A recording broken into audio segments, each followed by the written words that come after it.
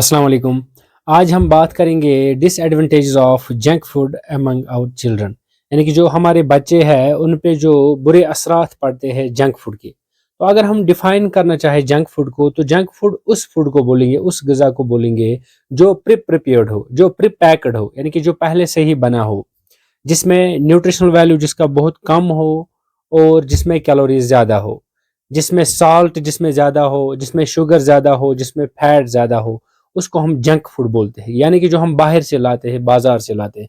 अगर हम एग्जांपल बोलना चाहे जंक फूड की, तो वो है जैसे कि चिप्स हम लाते हैं, लेज, कुरकुरे, पिज़्ज़ा, बर्गर, जो भी हम बाहर से चीज़ें लाते हैं जो पहले से ही बनी हो, जो प्रीपैक्ड हो या प्रिपेयर्ड जिसको हम बोलते हैं, उसको हम जंक फूड बोलते हैं।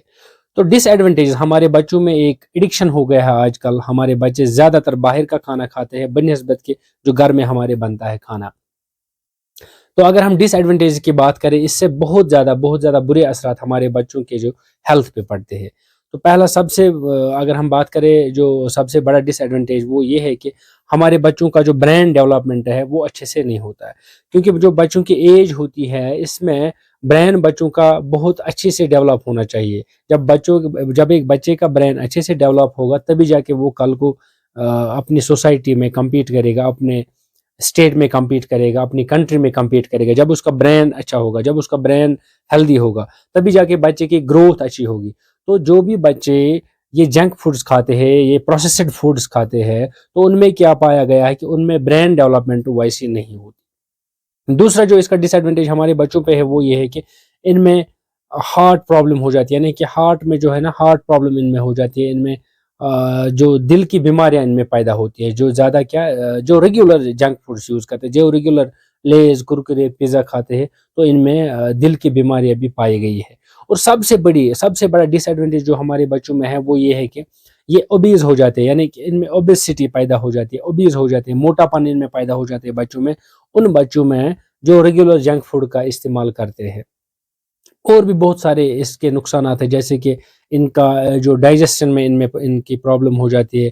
इनका जो फूड है वो फिर अच्छे से डाइजेस्ट नहीं होता, क्योंकि जो बाहर का खाना है, ये जो जंक फूड है, ये इनमें कोई फाइबर्स नहीं होते। जैसे कि अगर हम फ्रूट्स खाते हैं, अगर हम घर का खाना खाते हैं, तो वो बहुत हेल्दी होता है। लेकिन ये जो जंक फूड है, इससे क्या होता है, इससे स्टोमक में भी हमारे बच्चों में प्रॉब्लम होती है, डाइजेशन में इनके प्रॉब्लम होती है। तो जब इनका डाइजेशन ठीक नहीं रहा, जब इनका स्टोमक ठीक नहीं रहा, तो नेचुरली जो बच्चे की ओवरऑल डेवलपमेंट जो है वो नहीं होगी। जब हमारे बच्चे का हेल्थ खराब हुआ, तो ओवरऑल डेवलपमेंट जो है वो बच्चों की नहीं होगी।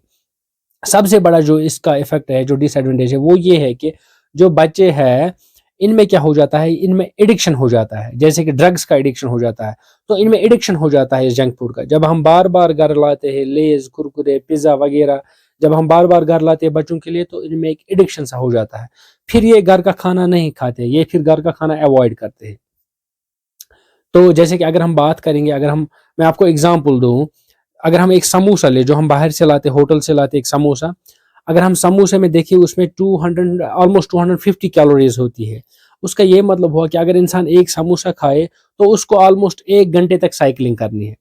तो ऑलरेडी हमारा जो लाइफस्टाइल है वो भी चेंज हुआ है। पहले ज़माने में ज़्यादा लोग चलते थे, ज़्यादा लोग खेलते थे, हमारे बच्चे ज़्यादा खेलते थे, खाना कम खाते थे। और अगर खाना ज़्यादा भी खाते थे, तो उससे क्या होता था, उस वो ज़्यादा प्रोसेस्ड खाना नहीं होता था, वो जंक फूड नहीं होता था। सिंपल जो घर में हम बनाते थे खाना, अगर किसी बच्चे